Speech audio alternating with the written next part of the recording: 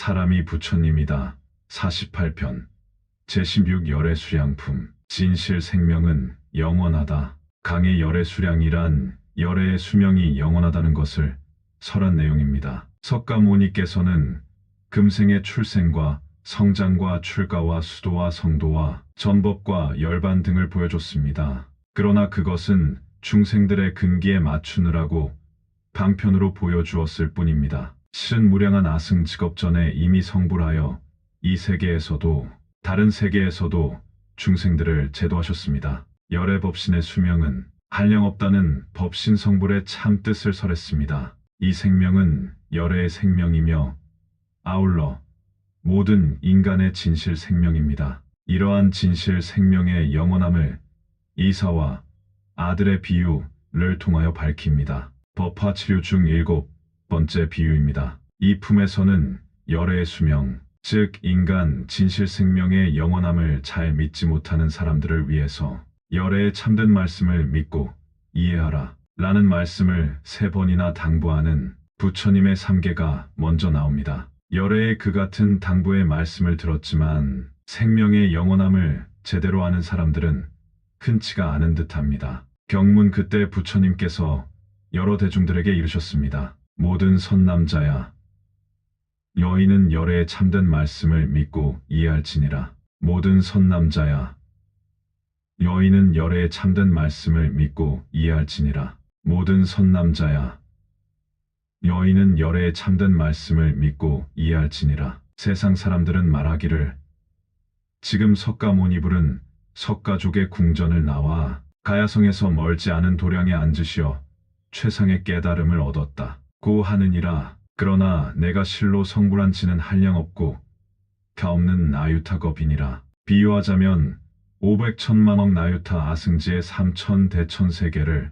어떤 사람이 부수어 작은 먼지로 만들어 동방으로 500천만억 아승지의 세계를 지나서 그 먼지 하나를 떨어뜨리되 이와 같이 하여 동쪽으로 계속 가면서 이 먼지를 다 떨어뜨렸다면 모든 선남자야, 어떻게 생각하느냐? 이 모든 세계를 생각하고 헤아려서 그 수를 알 수 있겠느냐? 모든 선남자야, 지금 분명히 너희에게 말하리라. 이 모든 세계의 작은 먼지가 떨어진 곳과 떨어지지 아니한 곳을 다시 모두 먼지로 만들어 먼지 하나를 일겁으로 친다 할지라도 내가 성불한 지는 이보다 훨씬 더 지나가는 것이 100천만억 나유타 아승직업이니라. 이로부터 나는 항상 이 사바세계에 있으면서 설법하고 교화하였느니라. 또 다른 곳 100천만억 나유타 아승지 국토에서도 중생들을 인도하여 이익되게 하였느니라. 강의 이처럼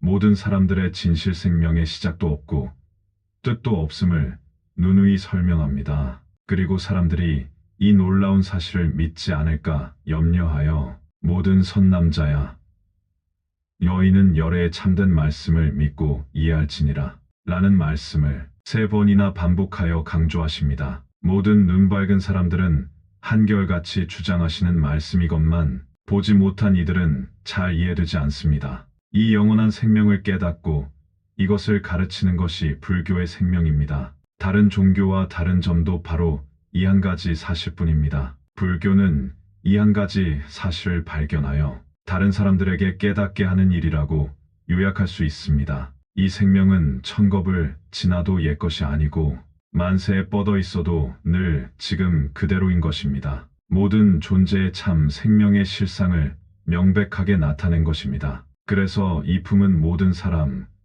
모든 생명이 본래 부처인 이치를 가장 잘 표현하였다고 하여 법화경에서 가장 중요한 안목으로 추앙받습니다. 영겁의 이 진실 생명이란 지금 이 순간 모든 사람들이 이렇게 보고 듣고 알고 느끼고 하는 그 당체입니다. 이 한 물건 외에 달리 다른 것은 없습니다. 실은 한 물건이라 하더라도 꼭 맞는 말은 아니지만 여기에 한 물건이 있다. 고인이 말씀하시기를 여기에 한 물건이 있으니 이름도 없고 모양도 없되 무한 과거와 무한 미래를 관통하고 있네. 작은 먼지에 있지만 시방세계를 다 에워싸고 있으며 안으로는 온갖 미묘 불가사의한 재주를 다 가지고 있고 밖으로는 모든 사물, 모든 변화에 잘도 맞추며 감지할 줄 안다네. 하늘에나 땅에나 사람에게 있어서나 언제나 주인이며 세상 물건, 세상 변화에 늘 왕 노릇을 하네.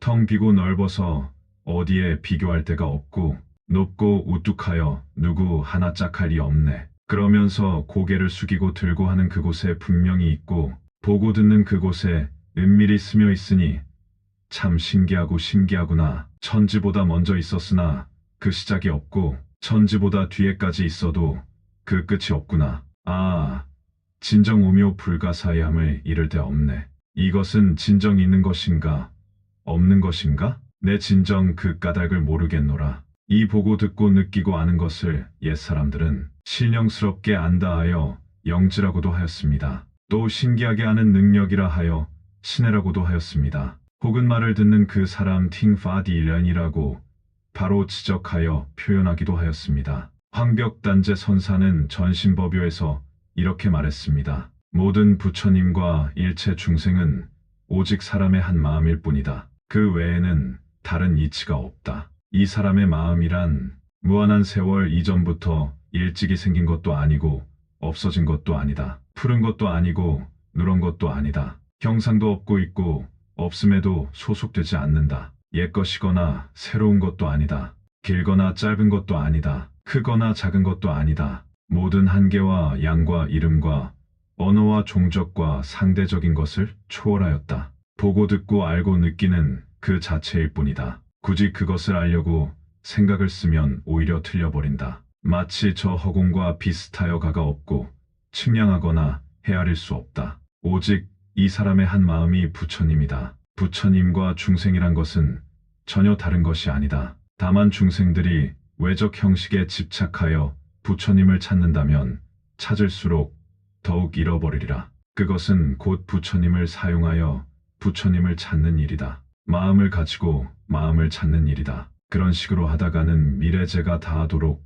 이 몸, 이 마음을 다해도 끝내 찾을 길이 없으리라 라고 하였습니다. 서산 스님은 선가기감에서 이렇게 말씀하셨습니다. 여기에 한 물건이 있는데 본래부터 한없이 밝고 신령스러워 일찍이 생기지도 않았고 없어지지도 않았다. 이름을 지을 수도 없고 모양을 그릴 수도 없다. 라고 하시고 스스로 주야기를 한 물건이란 무엇인가? 옛 어른이 이렇게 읊었다. 옛 부처님이 나기 전에 의젓이 하나의 원만한 모양이 있었다. 그것을 석가도 몰랐거니 어찌 가섭이 전할 수 있으랴? 이것이 한 물건에 나지도 않고 없어지지도 않으며 이름 지을 길 없고 모양 그릴 수도 없는 이유다. 육조 해능 스님이 대중에게 물었다. 나에게 한 물건이 있는데 이름도 없고 모양도 없다. 너희들은 알겠는가? 이때 하택신의 선사가 곧 나와서 대답하기를 모든 부처님의 근본이요 신의 부처 성품입니다. 하였으니 이것이 육조의 서자가 된 이유다. 남악 회양 선사가 숭산으로부터 와서 뵙자 육조 스님이 묻기를 무슨 물건이 이렇게 왔는가? 할 때 회양은 어찌할 줄 모르고 쩔쩔매다가 8년 만에야 깨치고 나서 말하기를 가령 한 물건이라 하더라도 맞지 않습니다. 라고 하였으니 이것이 육조의 맏아들이 된 연유다. 서산 스님은 이렇게 하여 부처님과 모든 조사가 밝힌 불법의 근본 종지를 드러내어 보였습니다. 이것은 곧 법화경의 종지에 부합하며 따라서 열의 수량품의 근본 종지이며 불교의 근본 종지인 것입니다. 방편을 알아야 진실을 안다. 열의 수량품을 법화경의 백미 또는 안목이라고 하는 이유를 잘 알면 불교의 핵심을 이해한 것이 됩니다. 그리고 인간의 무한 가치를 깨달은 것이 됩니다. 왜냐하면 부처님과 보살들과 역대조사들이 모두 이 열애의 수량, 즉 모든 존재의 진실 생명을 깨달아서 불보살이 되고 역대조사가 되었기 때문입니다. 석가모니 부처님도 또한 이 한 가지의 사실을 깨달아서 중생들을 관찰해 보니 모두가 열애의 지혜와 덕상을 소유하고는 있으나 다만 망상과 집착으로 인하여 알지 못한다는 사실을 알고 비로소 법석을 펼쳐서 오늘에 이른 것입니다. 그러나 이 진실 생명의 위대함을 아는 이가 드물어 부처님은 하는 수 없이 온갖 방편을 다 써가며 만 중생들에게 이해시키려고 하였던 것입니다. 흔히 개권현실이라 하여 방편의 문을 열어야 진실이 드러난다고 하였습니다. 진실은 언제나 방편으로 포장되어 있습니다. 그러므로 방편을 잘 이해해야 진실을 만납니다. 경문 선남자야. 내가 연등불등의 일을 말하고 또 그가 열반에 들었다고 말하였으나 그것은 모두 방편으로 한 말이니라. 선남자야. 어떤 중생이 나의 처소에 찾아오면 나는 부처의 안목으로 그들의 믿음과 오근에 총명하고 두남에 맞추어 설법하느니라. 이름도 같지 않고 수명도 같지 않으며 열반에 드는 것이든지 갖가지 방편으로 미묘한 법을 설해서 중생들로 하여금 환희심을 일으키게 하느니라. 선남자야.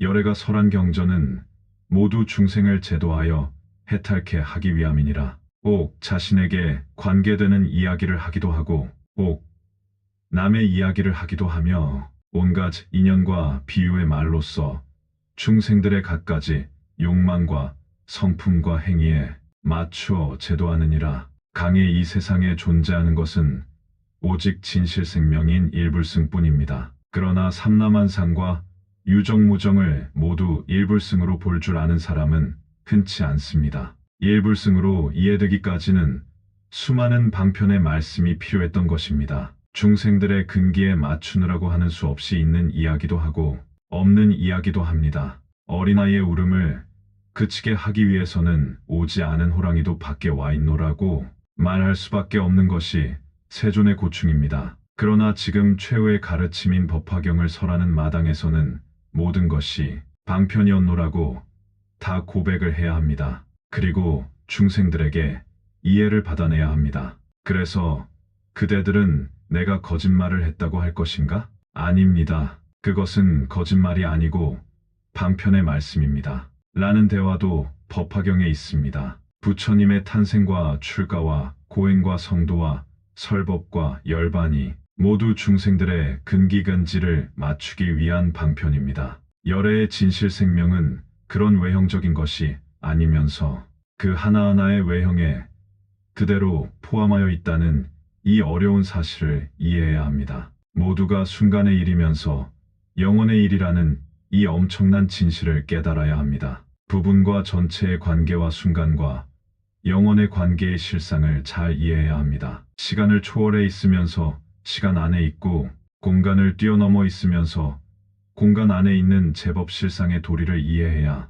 법화경이 이해되고 열의 수량품이 이해되고 궁극적으로 불교가 이해됩니다. 수많은 방편을 뛰어넘어 열애의 진실을 깨닫는 그때가 비로소 불법을 알고 불법에 귀의하는 때입니다. 가까운 사실로 먼 것을 드러내다 열의 수량품을 해석하는 말에 개근연원이라는 것이 있습니다. 우리들에게 가까이 있는 사실을 출발점으로 하여 그 사실의 근원을 점차적으로 더듬어 찾아서 가장 멀리 있는 것을 나타낸다는 의미입니다. 가까이 있는 사실이란 세존이 세상에 오시어 진리를 깨닫고 그 깨달음의 길을 많은 사람들에게 설법하셨다는 사실입니다. 멀리 있는 것을 나타낸다는 것은 세존이 깨달으신 진리파란 세존이 태어나기 이전부터 지구상에 인류가 태어나기 이전부터 존재하고 있는 것입니다. 무량아승지 세월 이전부터 존재하고 있는 진리를 세존은 깨달았던 것입니다.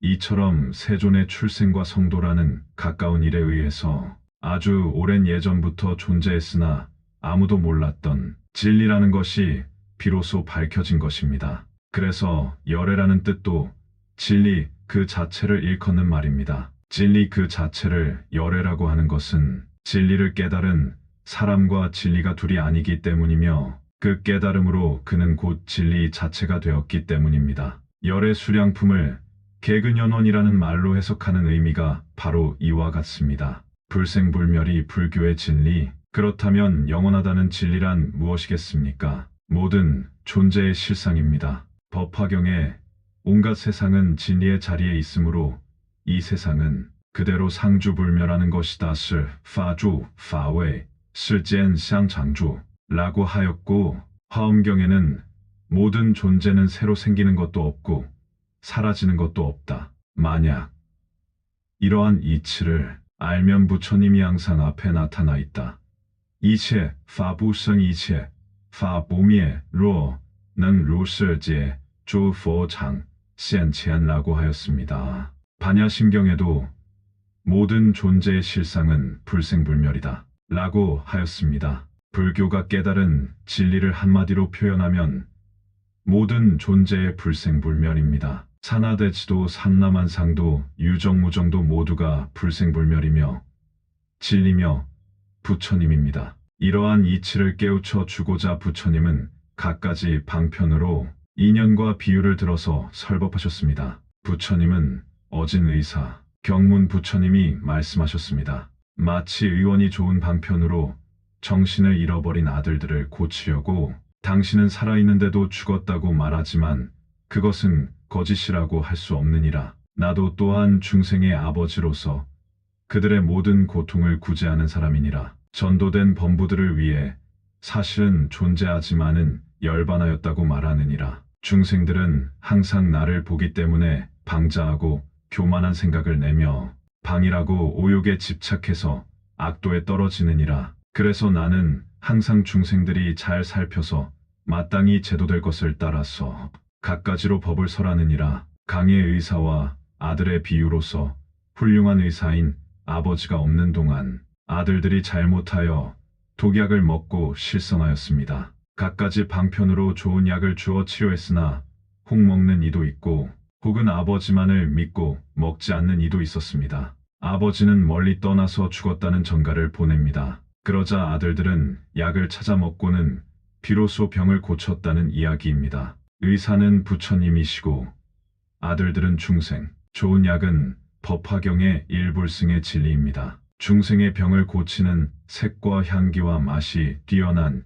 이 일불승의 약이란 이 세상에는 성문도 연각도 없고 오직 부처님만 존재한다는 가르침입니다. 아무리 눈을 닫고 봐도 이 세상에는 오로지 사람인 부처님만 계십니다. 모두들을 부처님으로 받들어 섬깁시다. 부처님으로 받들어 섬기면 그도 행복하고 나도 행복하고 세상이 모두 행복합니다. 다른 약은 없습니다. 무비스님의 법화경 이야기, 사람이 부처님이다. 다음 편 제17 분별 공덕품에서 다시 뵙겠습니다. 감사합니다.